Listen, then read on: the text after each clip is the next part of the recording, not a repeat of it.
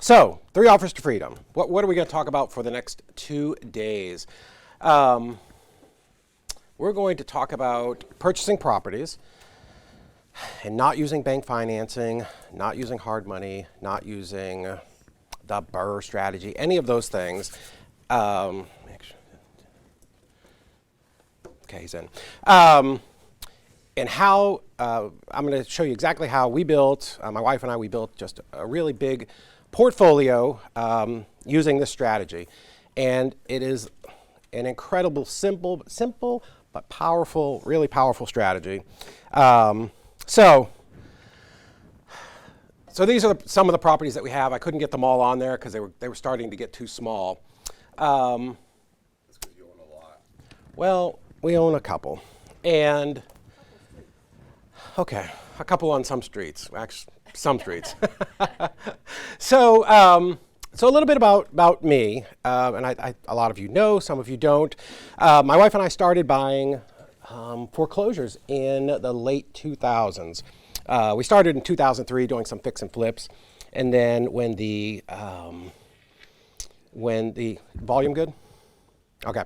So when foreclosures started happening in 2007 and 8, like that was all the rage. Like it was the most popular thing going in real estate. People were talking about foreclosures and loan modifications and all kinds of stuff. So when we really started going out and sourcing our own deals, we were sending out letters to people in pre-foreclosure, right? So we were in Orlando, and we had subscribed to this website. I think it's still around, Foreclosures Daily. So what would happen is every night at 10 o'clock, huh? Yeah. So every night at 10 o'clock, if you were a subscriber for the counties that you subscribed for, it was pretty expensive, you got a list of all the foreclosures that were filed that day in the county. And it was list pendants is what was filed. And that just means the bank is starting the process to take the house back, right? So, and we'll probably get back into this here in the next few years. But anyways, so my wife was just amazing. We both worked full-time jobs, and she would come home, and at 10 o'clock, she would wait for this list. She would download it, mail merge it, print letters, stamp them, do everything, and like done by 12 o'clock. Every single night we did this, and we'd drop it in the mail. And what was crazy is a lot of times our notices, our offers to buy hey, we want to buy your house, we see you're in foreclosure, would get there before the bank's certified mail, which is an awkward conversation.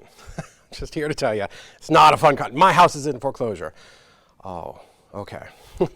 So that was happening. Well, so we actually really weren't that successful buying properties this way because there was so much competition. And we were working full-time jobs, so we would buy a house, fix it up, sell it, buy a house, fix it up. Pretty slow. We tried wholesaling, and that didn't really take at all. Tried doing all the things, putting out bandit signs and stuff, and for whatever reason, we just weren't making it happen in Florida. So probably none of you were in real estate in 2009. Not even you? No.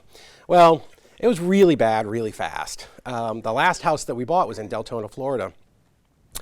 In Florida, everything's like the same, right? Little brick, hello, right? Florida. Ranch house, concrete block, concrete floor, like very easy to rehab, right? Because it's drywall and block behind it. There's not a lot to do. So we bought this house. It was a probate deal. And I think we bought it in July of 2008. Yeah. So when we bought it, an identical house, 1 block over, 2 blocks down, had just sold for $214. So we bought ours at $97,000. So we're like, that's a good deal. Like by any metric, 50 cents on the dollar today is a great deal. And we actually moved into it. We were going to fix it up, and we did all the work, scraping the popcorn, tile, all that stuff. So we finished in like November, and I called my realtor, and she's like, oh, let's just wait until January. It's not a good time to put your house on the market because it's the holidays, nothing sells. You don't want to rack up a bunch of days on market. So I said, oh, okay, great. So she came over like the 2nd or 3rd of January, and she said, well, it looks great. I said, I know. You did a good job. I'm like, I know. It is good. I said, what can we sell it for? She's like, well, kind of, the realtor move. Well, this, and this is sold, and $145. I'm like, one block over, 214. She's like, oh yeah, but now there's bank-owned properties on the market. So that's how quickly the market shifted in 6 months. So, you know, being the new investor that I was, I'm like, my house is worth more than that. Here to tell you, your house is never worth more than the market will pay. And so anyways, I'm like, really? This is the importance of understanding how to comp a house. Can you teach new wholesalers that? Yeah, so when I say I've done all the dumb stuff, I've done all the dumb stuff. So anyways, I'm like, my house is nicer than those. Those are foreclosures. People are going to buy mine because they don't have to fix it up, put it out at 165. She's like, what does a realtor do? Okay. Puts a sign in the yard and off she goes. Nothing for like a month. Like crickets. You know, and I'm calling her once a week going, like, how come there's no showings? When we did this last year, there were people lined up at the door. Just stopped. I'm like, oh, all right, let's go to like 152. Okay. And we got 1 or 2 showings. Like, and this is a year ago, there'd have been people lined up at the door for your properties like it is now. And so I let that go for another couple weeks. Finally, I'm like, all right, let's do 145. Have you guys ever seen a fat kid chase a ball down a hill? The fat kid never catches the ball because the ball's moving faster. Well, that's what happens in a sliding market, right? And if you guys have never experienced that, when the market starts to drop, and I don't think it's going to drop like this. I'm not being doom and gloom. I just want you to understand where it was then. You can't get in front of it. It's really hard to get in front of the dropping price. So by the time we were at 145, now the house was worth 129. Right? I mean, that's how rapidly the prices were falling then. So ultimately what we did, we're like, you know, because we thought it was going to sell. So when we put it on the market, I'm like, we're giving, like, she had actually gotten laid off, and I told 84 Lumber, hey, I'm going to Chattanooga, I'm out. So my time was, like, they had given me like 2 months. So time was up. So I'm like, well, my God, what are we going to do? So let's lease option it out. So that worked okay. We had this lady, she was a nurse. She gave us $5,000 down. And we were collecting just enough on the rent to make like $20. But it was okay, you know, $20 on the mortgage, right? So it's fine. So that's taken care of. We come to Chattanooga, $5,000 between my wife, myself, and my brother. So it's 3 of us, 2 boys, 3 fat dogs. And so that was how we got here. And so now we're in Chattanooga. And we had made a bunch of trips up here. We had bought a property subject to. So we were coming here for real estate. We had visited a bunch of markets. We knew we were moving. Of course, we thought we were moving with $100,000, which didn't happen. But we, you know, that was a dream when we started that process. The house thing kind of screwed everything up. But we're like, it's okay. We're going there. It's a good market. And this isn't a market cycle class, but so the market in Florida was dropping like a rock for a bunch of reasons, but it did drop like a rock. Well, I did some market research, and we looked at a bunch of markets: Lexington, Kentucky, Chattanooga, Louisville, Birmingham, Montgomery, like a lot of them, and visited those markets. We were making weekend trips. And the one thing about Chattanooga, the reason that we came here was that it only had about a 10% drop. It was very, very small drop compared to Florida, which was ultimately like 50%. So, and the problem with Florida, the economy in Florida is based on 3 things: construction, tourism, and agriculture and farming. So like oranges and cattle. And Florida's actually a really big cattle producing state. Most people don't realize that. So when the recession happened, first thing that happened is construction stopped, right? So that's one leg of the stool, which should be enough. But then what else happened? We had a nationwide recession. Tourism just stopped, right? Like we have friends that worked at Disney, and they like shuttered whole like resorts. There's still some that have never reopened. Like if you go there and you're on the little river thing that takes you from like, yeah, you can drive by. They take you by it, and you can see it's still shuttered. So, anyways, it was really bad. And in Florida, somebody told me it's like 59% of the people are connected to construction in some way. Like they work at Rooms to Go, they work for a distributor. Like construction is huge in Florida, right? So, anyways, the market was really bad. So when we looked at Chattanooga, one of the things I was looking for was a workforce that wasn't based on any one industry. So Chattanooga, right, it's great. We have McKee, we have the textiles, we have insurance. It's very diverse, right? So if any one sector died, the whole place isn't going to collapse. So that was one of the reasons we came here. Plus, as we were looking for new markets, Amazon, Volkswagen, right? So those things really drive growth in a marketplace. So if like Amazon comes and says they're going to hire 5,000 people, well, that's really 15,000 people that are going to come, because there's the truck drivers, there's all the ancillary jobs that the butcher, the candlestick maker, all those people that work to provide stuff for them.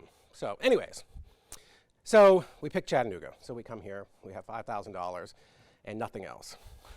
So initially, our plan to come here was we were going to buy multifamilies, right?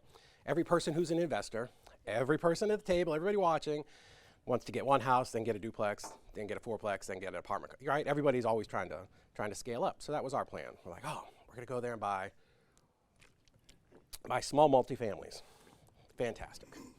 That's the plan. Well, so what's happening in 2009 and 10? Foreclosure crisis, right? So what are banks in the business of doing? Taking properties back. They are not lending any money. Not good, right? So they're not interested in lending money. And to lend, like, you've got to put, it was like 30% down. It was crazy, right? And, a couple months after we're here, crazy lady in Florida stops paying because she's lost her job as a nurse, all right? And I don't have the money to pay for it.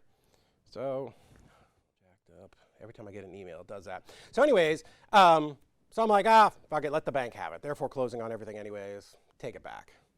So now we're in Tennessee, no jobs, foreclosure, and we're in the middle of a foreclosure crisis, right? So it's terrible. So I tell you all that to get to here. So I said, well, we need to start doing marketing. We need to buy houses, right?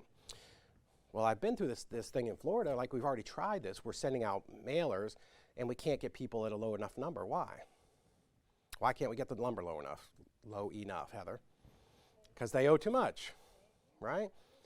So I thought to myself, we can't just do marketing just generally to everybody, because what's going to happen? I keep running into these people who, let's say they owe $97,000, and what's my cash offer? It's worth $97,000. What's the cash offer, Corey? In this market, it's probably 50%. Yeah, right. So let's just call it $50,000. Well, it's pretty hard to pay someone $50,000 for a house they owe $97,000 on. All right. We've had people bring money to the table, but never that much. I think 20 is the most we've. That's the bank to take a short sale. Yeah, again, but that's not fast, right? That's not fast at all. Especially back then, it was a very slow process. You got better at it. Yeah, it was brutal. So I sat there staring at the walls. And I'm like, well, we got to do something. And I said, well, I mean, why don't we just market to people who are free and clear? Like, that solves my problem, right? So, okay, so great. This is how we start. So I just want you to understand how, like, the mindset of how we got to free and clear. Because now it's like, oh, we just do free and clear stuff. Well, there was a reason why we did that. Because we needed to wholesale, because we needed to generate cash. All right, so everybody understands wholesale is quick money. Rehab is sort of medium, 4 to 6 months, 8 months, a year, depends on how you do it. And, and long-term money is rentals, right? So you don't buy a rental thinking you're going to get, $50,000 check in, in a little bit of time. Even the BRRRR strategy, you're just getting your own money back. So that's what happened. So that's how we ended up in Chattanooga. That's how we started doing a bunch of marketing. And we were also doing bandit signs and all that stuff, right? Like, we're very, aggressive is not the right word. What did I say the other day? Persistent? I don't know. Motivated. We're very intentional about all of our marketing, and we don't do anything in just a small bit. So we're doing a bunch of marketing. We're doing the bandit signs, but all of our direct mail is geared towards free and clear properties, right? So then, now we're starting to have conversations with people who can make whatever deal they want, right?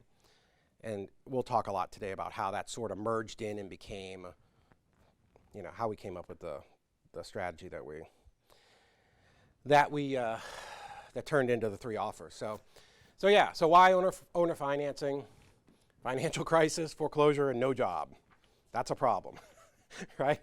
Like, if you want to be having a bad day, it's all of those things combined, right? So I did come up in 84 Lumber, like, they transferred me for a little bit, and they're like, yeah, kid, you talk really fast, you're from Boston, this is the South, you're you're a good guy, but you're not getting it. You're not selling anything. I think in 2 months I sold like 5 windows or something ridiculous. And so that was it. So 84 is like, hey, have a great day. Really appreciate you. So we're out, right? So now we had to do something. Of course, we had moved to Tennessee. You know, we knew we needed to wholesale because we needed to create cash because I got a wife, 2 boys, and 3 fat dogs, right? Like we got to live, right? That's really important. Anyways, and this is a little bit early, but one of the things is we've done a ton of big deals, and we'll talk about some owner finance deals we did that were over $1 million. But the one thing is, and I'll tell people that, and I've done shorter presentations with people, and we'll show, like Corey's been there, we talk about a $1.2 million no money down deal, and like, I want to do that. Well, the only way that you can do that is because you get up to the plate every day and you're doing the thing, right? You can't just magically say, I only want to do $1 million deals. Doesn't work that way. Spoiler alert, right? Like the webinars lied to you. It's not going to happen. You know, that's like, imagine being a baseball player and like, I'm only going to hit grand slams when I get up to the plate. No, that's not the way this works, right? You hit a bunch of base hits, and those are awesome. And then every so often you get a double and a triple. And then there's the home run. And then once a year, maybe you hit a grand slam. It's pretty awesome. But you gotta be doing the thing. So I want you to understand, like when you leave, we're gonna talk about a lot of cool deals, but there's a lot of deals that were like $30,000 houses. Maybe now it'd be a $60,000, $70,000 house that pays consistently every single month, and you start to group those together. And, you know, that's how it all works.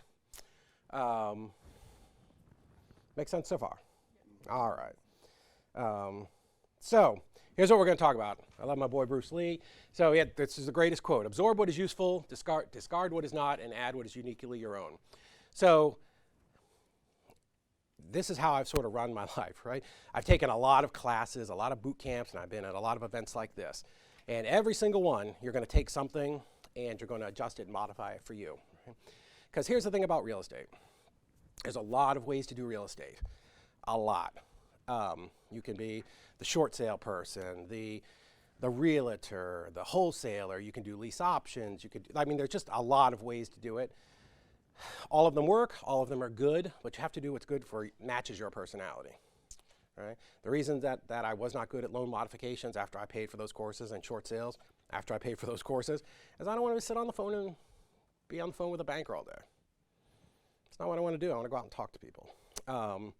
So, you know, you have to do the type of real estate that you like to do. Because if I was forced into doing short sales, I would say real estate sucks and it doesn't work and I don't like it and why does anybody do this and it's a big scam. All right, so choose the type of real estate that, you know, that kind of fits your personality. But anyways, so a lot of what we do here is a kind of an amalgamation of a lot of different courses and things that I've taken. Like there was never this, right? This didn't exist. I'm not just regurgitating something that somebody else taught us. This is, you know, we understood how to do direct mail. And we took this class from this amazing guy. I always say his name. Nobody knows who he is anymore because he's not in coaching. Chris Kirschner. He does the autopilot course. He retired like 10 years ago. But he's like kind of the basis of where the 3 offers came from. But it was 3 offers to buy subject to properties. And we just sort of took that and adapted it. So you'll learn a lot of stuff. And maybe you can kind of take something that we're doing here and implement it and do something cool, innovations, or, you know, in some other aspect of real estate. So, yes, that makes sense. All right. Let me look right into the camera and make sure you all understand this. I can only talk to you about what I've done and accomplished. In no way is anything that we're going to talk about here financial or legal advice. You should always have everything you do run by an attorney to make sure that you're abiding by laws in your city and state. Everybody nod your head that you understand. Awesome. I can only tell you what I have done. I'll be happy to show you everything I've done, but this is for entertainment purposes only. I prefer not to be sued by anybody because you said it doesn't work for you. There are some differences, right? There are some differences in some states. We were talking last night at dinner. Some states require like the buyer and the seller to have their own attorney, right? Can you modify what we're doing? Of course, right? But I'm going to talk to you about stuff that I've done in the states that I've done. So, very important. So, okay. So, we got to start someplace, right? So here's the thing that I always ask people. And I get a lot of people that come into the office and they want to talk about real estate and they have all these ideas. And here's the question I ask them. What does the end look like? Who knows? What is the end of your journey? What does it look like? Anybody? Okay. $250,000 a month cash flow. Okay, cool. That's a lot. So I'm picking a lot of vehicles. that's not the end though. What does the end look like? We've all been in these seminars, right? They're like, lay on the floor and close your eyes. We're going to play some soft music. Like, what do you imagine when you're done? What does life look like? There you go, right? So for me, for a long time, it was, I want to have a nice house that maybe it's a beautiful duplex or quad down in like St. Thomas that I could live there in the Caribbean and rent out the other two sides and just like not have to do anything. Some people I talk to, it's, well, I want to have a nonprofit in Africa and help orphans. Cool, right? Like whatever that thing is, like the thing, not the money. This is not a money question. The thing, what is that then? What does that cost, right? Because 250 is not the goal. Like that's just a thing. Like what is the goal? You want to spend time with Ling Ling and you want to do stuff, right? It's what does an ideal life look like, right? Because if you don't know this, you don't know where you're going. If you don't know where you're going, you can't make a plan, right? And you don't need to know every single step along the way. If I'm driving to California this afternoon, I know I'm going to California. I'm going to throw it in the map and I'm going to see a rough map and I have a general idea of how we're going to do it, but I don't need to know every single turn, right? I don't need to know where I'm getting gas or where I'm charging my car. That's not important. I have a map and this is generally the direction I'm going to go in, but I'm going to start and I'm going there. Is there going to be an accident on the highway? We're going to have to jump off the highway and do a detour? Sure. Am I going to get discouraged? No. Just going to do my little detour and get back on the highway and keep going, right? That happens to us in all of our businesses. Whatever, if you're on a project, Andrew, you're doing something and like stuff happens, right?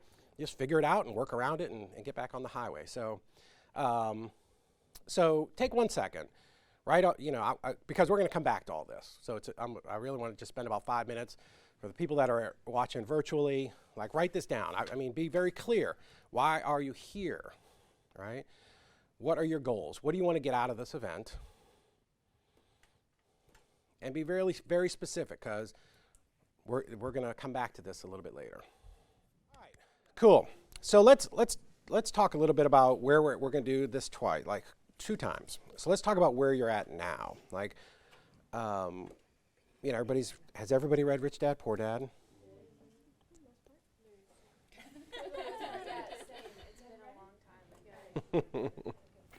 So what's the definition of financially free?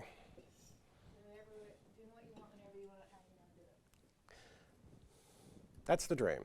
Financially free is your investments are $1 more than what your expenses are, right? Then technically you're financially free. You can sit at home and do nothing. So, who wants to tell us roughly, like what are your expenses in a month? Anybody? Sheik, you want to tell us? $600. Well, that's because you're living the dream down there in Texas. Well, let's talk about like a normal family, right?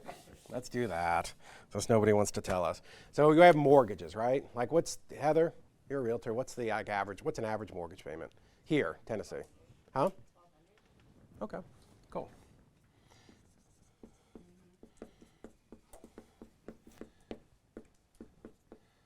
All right, what are some other expenses? Car payment? What's an average car payment? It's a nice car. 400? Huh? It's a really nice car. That's a really nice car. Okay. Is it 4? I bet if you look up the average, like nationwide, with that, it's probably somewhere around between 300 and 400. You think so? The average car payment, most people, because people always buy more than what they really can afford. Oh yes. That's All right, we'll go. Let's go with 5 because I don't feel good about 400, but let's just say 500. Let's say we're going to live a little bit large. The average is 575 for new vehicles, 430 for old. Okay, so we'll go with 500 then, right? Okay. That was always my goal. Like, listen, I remember when I bought my first car, I was trying to be 250, and I think I was like 270, and I was pretty mad about it. But I'm old. I'm older than all of you. So, so mortgage, car. What are some other monthly bills? Like the have to pays, right? Electric, Okay. How much is electric? 300. Okay. utilities, Yeah. Is there more in Arizona?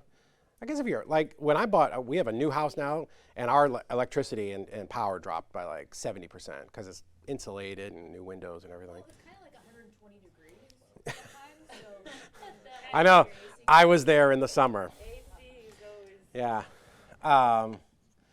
So well, let's just call utilities, right? Let's just call it 500, right? And I think we're probably that's far more than the average person, right? You think? Average, right? I mean, we can't say let's not run numbers on LA, right? Because most people don't live in LA. Like, let's just average it, right? So, mortgage, car payment, utilities. What else do we have to? Food, right? What's on food? That's probably about right, right? Like 120. Like that's food, like grocery store.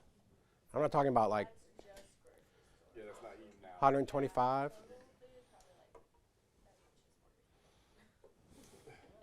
I probably spend more on eating out and food than I do on my mortgage. It's I ridiculous. know I do. Yeah, with I'd be embarrassed to look at my DoorDash stuff, and So phone, let's say what, $75? What is a cell phone? 200 for one?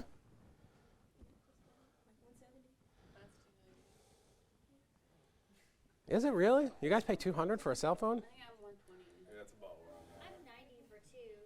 Yeah. They kind of range. Would it, At 500 for 6. yeah, so less than 100, right?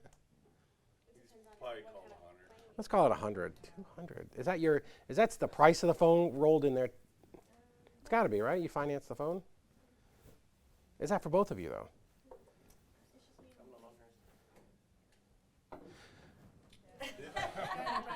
I feel like you're doing something wrong.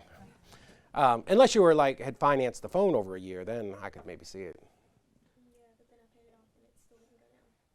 Say my 500 is with all of everybody having a finance. How much? Yeah. Yeah. What the hell? Who's your carrier? T-Mobile. I'll stay away. Switch. I'll stay away from All right. So Maybe make car more. so a family of 2. What else? What else we got? Food, insurance. Well, okay. What do you want to call insurance? 50. Oh. Well, your house insurance would be in your mortgage payment if you've got it. Should be. All right, and let's say just entertainment, right? You're going to go out.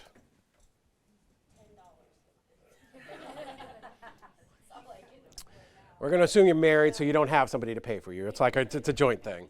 Well,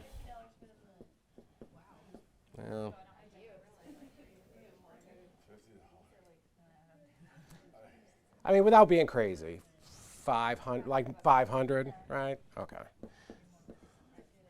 All right, guys, who can add that up? 1, 2, 3. Gas. What's gas now? Who's? Let's go Brandon. Huh? Let's go Brandon.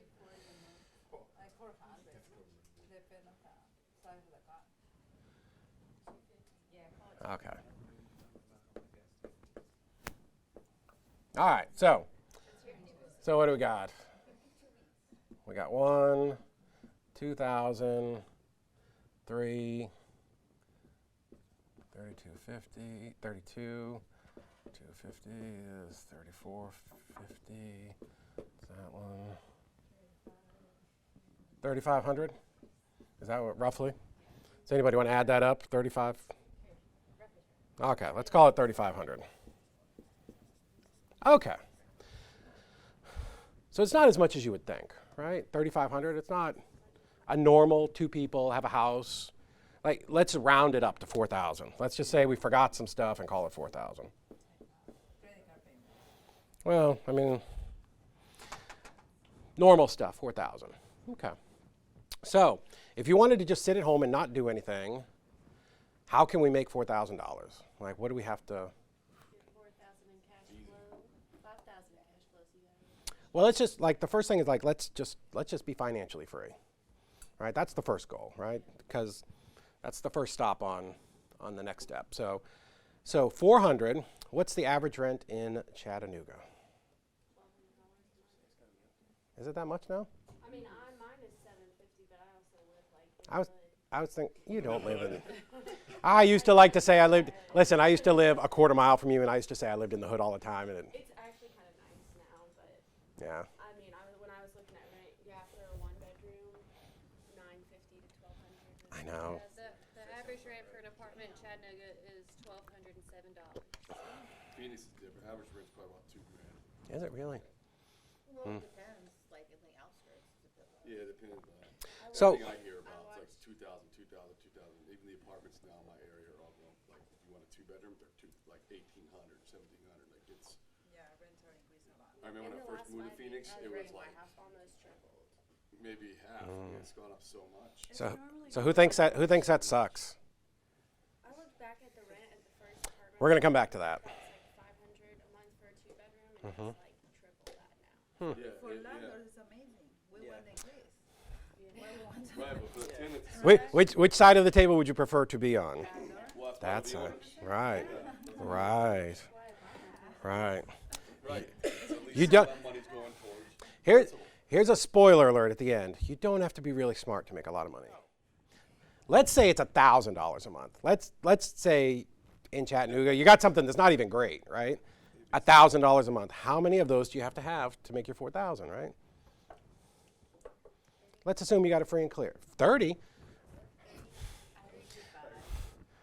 This is for real fifth grade math. Divided by 1,000. It's not even fifth grade math. I think it's more like second grade math. We're going to call that maybe this should have been the Fantastic Four to freedom, right? I put them in 5 just to cushion. Okay, right. That's if you own 4 houses free and clear. Okay, but yeah. Let's call it a plus one. You got notes you gotta pay. Well, no, let's just say we're free and clear. Yeah. All right, let's say it's free and clear. So cool. So 5. Does buying 5 houses seem insurmountable? No. No. Does making $250,000 a month sound insurmountable? No. To most people. To most people. To the average person. Words, what the heck? Insurmountable. Insurmountable? Is that a big word? I have one of those word a day calendars, so that was last week. That's all. So I just want you to wrap your head around that. Xander, you're the non-real estate guy here. Does 5 sound like it's no? It's not, right? So 5. 5. Everybody's goal for this year is to get 5 houses. Everybody's goal in the next 2 months should be to get 5. We'll talk about time compression in a little bit. So yeah. So how are we going to get 5 houses? Who's got some ideas? What can we do? Ask Dave. Well, Marketing, for starters. yeah. I mean, Rachel Seller. yeah. Not go or clear. So no matter how you buy them, because there's lots of ways to do stuff. But 5, no matter how you get it, if nothing else, you can stop right now, walk out the door, to go home and get 5 properties. Even if you have a mortgage on them today, sooner or later they're going to be free and clear, right? Depending upon how long you get your mortgage for, and we'll talk a bunch about that. So financially free, 5 houses. Wow, crazy, crazy stuff. So that's pretty easy, right? I think we can all agree that's not the most daunting task in the world. You know, the average Joe, if they want to, they can go out and do that Yeah. You guys want to read a great book? It's called The Millionaire Next Door. Great book. I read it probably 10 years ago. It's been out for a long time. And that's exactly the, it talks about just normal people that go out and figure something out where they start a business or they start buying rental properties and you have no idea. But they're just sitting on all this equity because they did something. Right? And here's what I can tell you. I was 40 years old when this started. One more. 40. And I'm fucking pissed that I waited till 40. Because when I was a kid, I was in my 20s, and I was being transferred all over Florida, and I was a manager, and I was going and taking over all these stores. And my dad said to me one time, he's like, man, if you, instead of renting these houses, you should just buy them. I'm like, yeah, but what am I going to do? I move every 6 or 9 months. He's like, well, I guess you could rent them, right? I'm like, that's stupid. Had I bought 9 houses or 11 houses in Florida in the mid to late 90s, I would not be here. So maybe it's good for you guys, but you got to get started. You have to get started. So I didn't start any of this till I was 40. And I'm really pissed I didn't start it when I was in my 20s, because the sooner you start, the sooner you're done, right? So what does the end look like is where we started a couple minutes ago. What's your end look like? So I said, like you said, to be financially free is the starter, but then we also want to travel the world, go like Thailand, a lot of these other different countries. And then I want to start some sort of like popping up rec centers in a lot of these bad neighborhoods that don't have give people somewhere to go, so they don't have to resort to a life of crime to make their living, I guess, or have some sort of structure. Okay, so you're going to live here. No. Definitely somewhere else. I'm not 100% sure like where I want to be once everything's done. Well, what is the dream? Like, if you close your eyes, like, where are you at? Definitely on a beach somewhere, Okay. tropical. Got Yeah? It's warmer. You don't have to worry about the super cold weather, the super hot weather. It just feels good. San Diego. That's the only place I know of that's like 70 all the time. Hawaii. It's the politics Is it- stuff. No, Hawaii's Is it- hotter is it- than that. You've been, you lived in lived Hawaii. I can for stand. 4 I can stand the years. heat a little bit, but It's- I mean, if we're getting up into 90s, all The time, humidity and just Nice. sweating. Yeah. Hawaii's beautiful all year. It Is doesn't it? get in the 90s very often. Really? It gets humid. That's what feels hot. I mean, it's humid here all the time. Well, it's not humid like Florida. It's Yeah. not the same. It's different. Yeah. When I go to Florida, I forget. I drive down overnight and I get in Miami at like 9 in the morning and open the car door and it's like, just hits you like a brick. So I mean, you have to get crystal clear on this. Like, what do I want the end to look like, right? So, and it'll change. Like, you're young. It's changed for me in the last 5 years, right? I used to think I wanted to buy a house in St. Thomas, and we actually had planned on going there for a month a couple years ago, and then they had that big hurricane hit in like December. But we were going to go spend a month there and see, like, do we like it? Do we like living on a beach or living on an island that's 3 hours from the mainland? Because I did live in the Florida Keys for a little bit, and people do get like key fever or something. Like, they're like, I gotta go to Miami. I gotta get out of here. Because if you ever anybody been to the Keys? It's pretty awesome, right? But it's one highway all the way down, and at its widest, it's like maybe a half of a mile, right? They're not big islands. We used to go to Key West a lot, and you can rent a scooter and lap the whole island in 45 minutes. It's really awesome. Like, it's a great place to visit. Fun trip. But after, it's like going to Las Vegas. It's great for 3 days. But day 4, you're like, what am I going to do? What am I doing today? I can only do those things so much, right? That's kind of how the Keys are. Unless you just want to just sleep on the beach all day. And, that was tough having employees there because they want to do 2 things, drink and fish. That's it. You're like, you threaten to fire them. They're like, all right. No, I don't care. Yeah, I'm like, you got to start wearing uniforms. They're like, yeah, we're not doing that. I'm like, yes, you are. They're like, you can fire us. We don't care.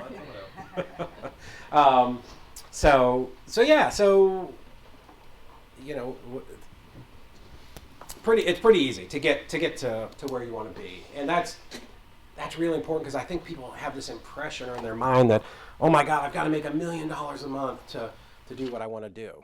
Well, you don't. So now let's talk about Corey's lifestyle. the baller lifestyle, the 250 lifestyle, right? So let's put some numbers on now. So because now we've seen how achievable it is to get to this, right? So you're like, oh my God, you got to make $10 million a year, and I want to live this crazy millionaire lifestyle, right? One of the first boot camps I went to, really great mentor, Jason Rodriguez. He's one of my first ones. He did this on the board, and I'm like, oh my goodness! I thought you just have this idea that to live this millionaire lifestyle, you've got to have all this money. And Ryan, did he do it the other day, or it was Alex Hormozy? Did it on a podcast. I watched it, and he did like private jets, like that whole life, and what that he's like. Probably Ryan Stewman. Yeah, either him or Hormozy. Hormozy's really good. I've been watching a lot of his stuff lately. Yeah, I like him too. But anyways, so like a crazy lifestyle, right? Like if you're gonna have $1 million house, right? Let's $1 million house. I think I figured it out the other day. It was a mortgage was like $7,000. So put your taxes and insurance in there. So maybe let's just $9,000, right? So let's say we're gonna live a crazy lifestyle. Car. You're gonna get an expensive car. That's $1,780 a month. Let's call it 18. Let's call it 2,000. I don't finance cars, though. Really? No. I don't either. I pay cash for cars. Why? Because it's the worst investment you can make. It's Yeah, a but double you're not hit. making it for the investment. It's I a can negative use that hit. cash on other stuff. It's a double hit. You can always get a refinance if you ever need the money. Yeah. If you don't need the money, don't finance them. It's a double hit. You're getting the depreciation and now you're paying interest. It's Yeah, the worst I investment. paid you can 2% make. interest, dude, on Not that, on necessarily. 126 grand. Never had a car payment in my life. And I wrote off the whole 126 instantly. Well, that's a little different. Oh, yeah, okay. but that's All a right. little different. Like, Students But like I flipping paid his cash. Lambo. I paid cash for the Corvette. The Yeah. Lambo's gonna be cash. yeah. Like Student's Lambo he just got, he's gonna end up flipping that thing. He said Yeah, he you made can 40 flip grand it. on it. Yeah, he's gonna make 40. yeah, Nick Perry's flipping his Ferrari. Yeah, he said he was going to hold it for a You year. can use that money to get more money because you can invest that Or money. You can it's always and get refinance more it out money. if you need it. The money's always there, but don't pay the interest if you don't need it. You can grab the money whenever you want. Yeah, I know, but it's it's always It's available 2% to you. interest, though. I could put that 100 grand into It's something always else. available to you. Also, you So- can put on your LLC and just deduct that whole thing. Yeah, we deducted the whole thing. Yeah, me too. We had to buy. That's why we had to buy our Tesla this year, was because Yeah, I think I'm gonna because we do had too that. much in income. So We might end up doing that. A Tesla? Just because of the tax write-off, and then it's big enough for the family. It is big enough for the family. I can haul everybody around. yeah, That all-around vehicle. It's a good grocery getter. Yeah, Right. it's got 2 trucks. Yeah. Hey, that's what Armand does with his Lambo. He'll go drive the Lambo to go pick up a lemon real quick. Like, Yeah. oh, I'll give you the lemon. Then you put it in the trunk, which is so tiny. Like, oh, Yeah. it fits. yeah. I'm not fitting in a Lambo, but the Tesla's pretty cool. Let's go. So you got a big house. Now your utility is going to be $2,000, right? We were at 500 before. Food. You got a chef now. Yeah, Oh, yeah. private chef. So- Food's a lot 5,000. because you're going out all the time. Well, that's entertainment, though. traveling. That's That's different. That's entertainment. Okay. So let's say you've got a chef that Chef. comes a couple times a week, right? $3,000, right, for the month. He does food prep for you. It's pretty awesome. I really But that doesn't include the food. That's just the 4,000. Labor is expensive. Hey, we're living large here. Right? Let's live large. That phone should be a plane. Still $200 on the phone. I'm just saying. We do need a plane on there too. But then you can write that up. Yeah, that you might run through your business. Oh, But what is it, NextJet or you weren't there in when we were in California. One of the speakers was as part owner of one of those jet rental companies. They're incredibly cheap. Like they're really cheap. You were there, right? What was his name? Josh. Little guy, right? But he's always, anyways, he's part owner in this jet company, private jets, and the membership was not that much. It was like $10,000 to be a member, but then only like a couple $100 a month. It's like $500 a month. Yeah, it was cheap. There's one flight, right? No, was it one flight a month? I think it was one flight. Yeah, but it only did like half the country. If you wanted the whole country, like you could only fly from like Florida to Michigan. It only serviced half the country, but if you wanted the whole country, it was like 1,000. It was pretty cool though. It wasn't again, not as expensive as you think. Insurance, maybe you're gonna have a little more insurance now. 1,000. I don't know. Right? Health insurance, life insurance, entertainment. That's expensive. That's Right. What were we That's a before? lot. Now you're going OG style, so Right. 10 grand, let's go Now, to like you're hanging out with Nick and Brent, you know, that For could be that, 10 grand a month. Yeah, 10 I racks. mean, maybe more, right? It's like, 10 racks. But every month, right? I mean, and gas. You know, I don't know. What yeah, the last nightclub bill was 30 grand. Yeah, that's one night. Yeah, hanging out with Nick and Brent. Oh, Yeah, we were all hanging out. Yeah, it was like 30 G's for one night. Yeah, there's some difference. I think I paid for it when we were in Tulum, and it was 2 or 3, and we were only there for not Tulum. Florida? No, when we went to with Robert, wherever it was. That's what was Tulum you guys went. Yeah. Was it No, Tulum? we went to, we were in Miami too. No, I did it when we were in Mexico. Oh, that's Tulum. Was it Tulum, Costa Yeah. Maya, wherever? Yeah, yeah, because yeah, but I was on the low plan that night. So okay, so 10, 11, 15, 19, 28, 30 grand, right? Run out this mixed bill for the night. Yeah, but they don't do that all the time. They'll do it every few months, once a quarter. They Right, probably that's do right. it when they're at an event, and they also it's a 100% write off because Right.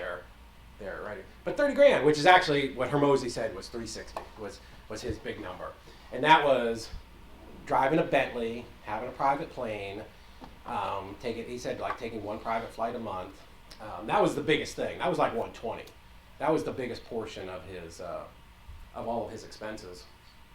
There's one big piece of that for me is the legacy wealth creation of them to leave something, you Okay. know. Well, let's talk about that. We'll come back to that because that's important. Yeah. Having that generational wealth. 'Cause it's definitely not just about me in this picture. That's a great point. I love that. So now, we're back. We're still in Chattanooga. We still got $1,000 houses. Brooke, let's try this again. How many houses? 25. No. This is why you're not in bookkeeping. We all have our strong suits. Yes, and I admittedly have a lot of things I'm not good at, but this one I'm okay at. What's the number, Brooke? How many houses?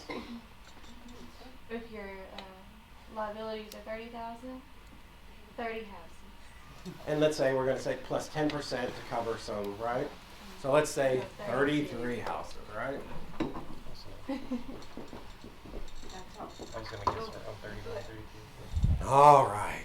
My goodness. Okay. So a little bit more, right? But if you've got your 5 and you start adding them in, so let's just say you added 1 per year, That'd be 12. like the slowest, right? It would take you 33 years. But at the end, you're gonna have $30,000 a month of cash flow. Actually, you're gonna have a way more. But at today's number, you'll have 30,000, right? So if you work, what company you work for? I won't call anybody out on the camera. But whatever big company you work for, are you after 30 years? Are you gonna have $30,000 a month coming in? Yeah, actually. Think so? Yeah, what's Stocks? that degree? Okay. But if you do this, now you have 60. Right. And then I also don't have to put in like the 9 to 5 hours with the 30 houses. You know, after a while, you got them; they maintain themselves. Right. The greatest thing I did this year was turned all my properties over to a property manager. Oh, good job. Oh, that's nice. I It was remember- big- it was a I big remember adjustment. Baby shower. Yeah. It was a big, like, mental jump. And, yeah, like we buy from bad landlords all the time in our wholesale business. So I'm like, I'm a good landlord. Actually, Narissa was great at being my landlord, handling a lot of stuff for me. But, yeah, like I'm not a professional. Like they're awesome. They're incredible. So, okay, so 30, right? So 33 years, or let's say you buy 2 a year. Now we're at 17 years, 16 and a half years. All right, so, I want you to really see this. 1 a year, 33 years, 2 a year. I don't know if I'm still alive. Of course you will. You drink alkaline water. So let's get crazy, 3 a year, right? One every 4 months. 11 years. So Corey, you've bought houses. The process to buy one house takes, what? A bad house, 2 months. Mm-hmm. 45 days. How many hours do you think you're in it? You go see the house, you make an offer, Wow. 10 hours. Yeah. I mean, I Maybe spent, 1 hour. right, I bought, Right. you know, Yeah. 27 houses in like 30 Yeah, minutes. as Like, Yeah. far as inventory going through the company, you know, we've had up to 30 houses a month. Sure. So, if you just did one on the slowest tortoise plan, you're still going to be ahead of 99% of Americans. Let's say you get a little frisky and do 2 a year. You're like, oh, you can do this in 16 years. One every 4 months, you can do it in 11 years. Let's say you're a maniac. You're like, I'm going to do one a month. Like, I'm going to get focused. I'm going to get fucking focused. You're going to do it in 3 years. Or by one complex. Yeah, well, yeah. Different we'll In talk strategy. about 1 it. year, Sure. in 1 year. Yeah. Different Yeah, strategy. Yeah, we'll talk about some advantages to multifamily and single family. Ramping up is much faster with single family. You'll get far more equity appreciation out of single families. But they're both good and bad. Yep. Like they've both got They have strategies. pros and cons, But, just like but everything literally, you could have this lifestyle in 3. You know, you could get it going in 3 years. And why stop at 33? Get like a lot. Like we've had over 100 at one point, and we sold some of them off. So does that make sense to everybody? Yes. Yeah. Okay. All right.